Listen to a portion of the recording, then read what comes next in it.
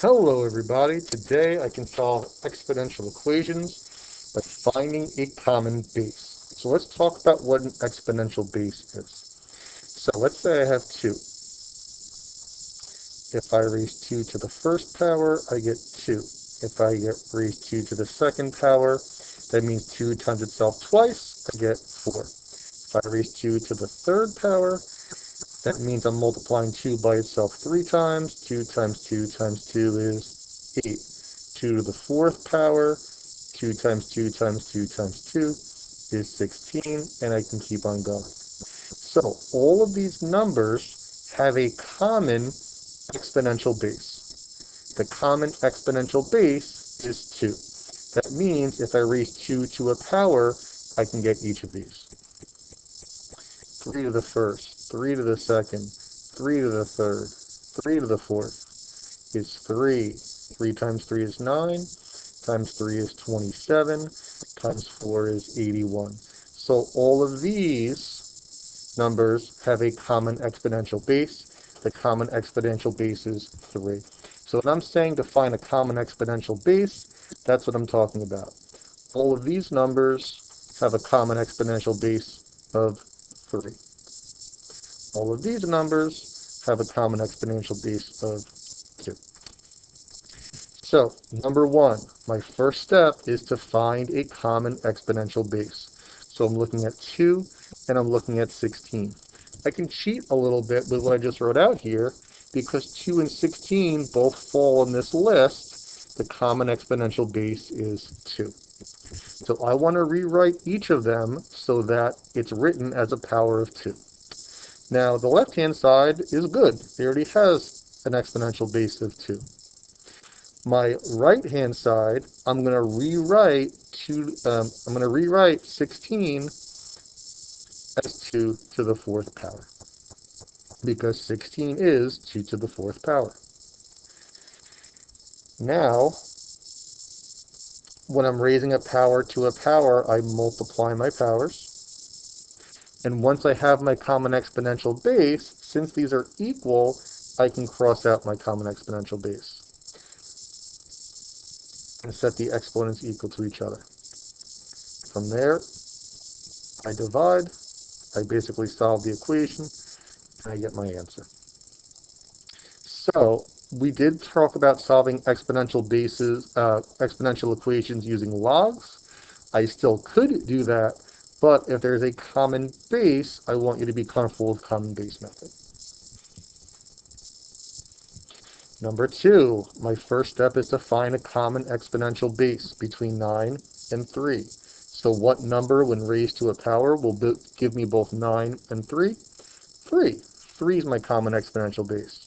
So 3 to what power is 9? 3 to the second power is 9.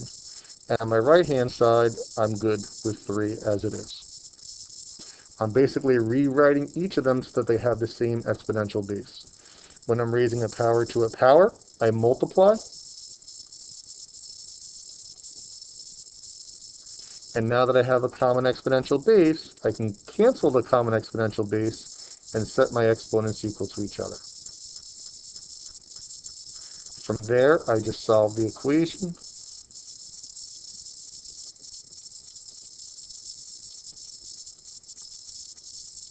And I get x equals 1/3. It's a pretty simple lesson. Again, my goal is to find a common exponential base, 5 and 125. Usually, it's going to be whatever the smaller number is in the problem. I can't guarantee that, but oftentimes that will be the case. So what's my common exponential base between 5 and 125? 5 is.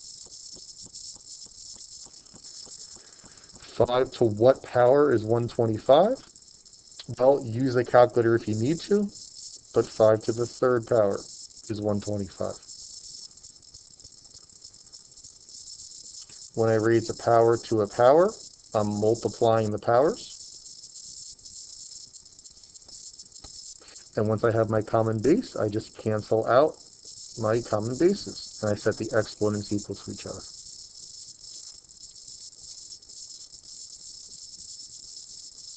I solve the equation. I get my answer.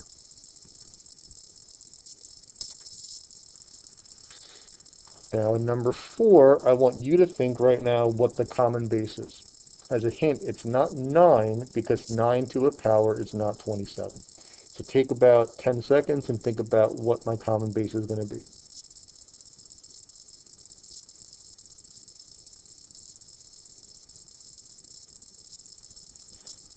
I can cheat a little bit here. I'm looking for 9 and 27. 9 and 27 are both on this list, so my common base is 3. So I want you to do the next step on your own. Rewrite 27 as 3 to a power. Rewrite 9 as 3 to a power.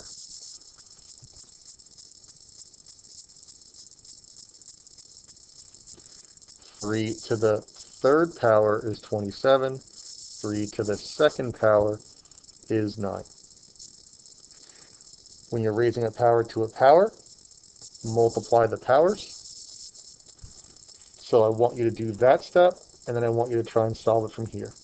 So why don't you pause it, try and finish the problem from here, and then unpause. Okay, now that you finished the problem on your own, let's go over it. When you're raising a power to a power, you multiply. And once you do that, you cancel out your common bases.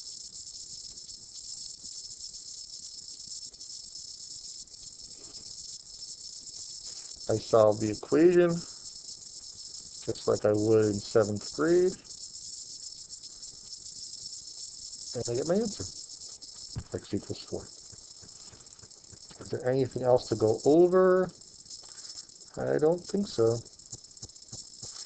I mean, the only things for number 7 and 8, you would just need to isolate. So I would add 5 to both sides in number 7, and I would add 3 to the power of x to both sides in number 8.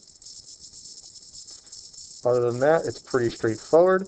To solve exponential equations, you want to try and find a common base.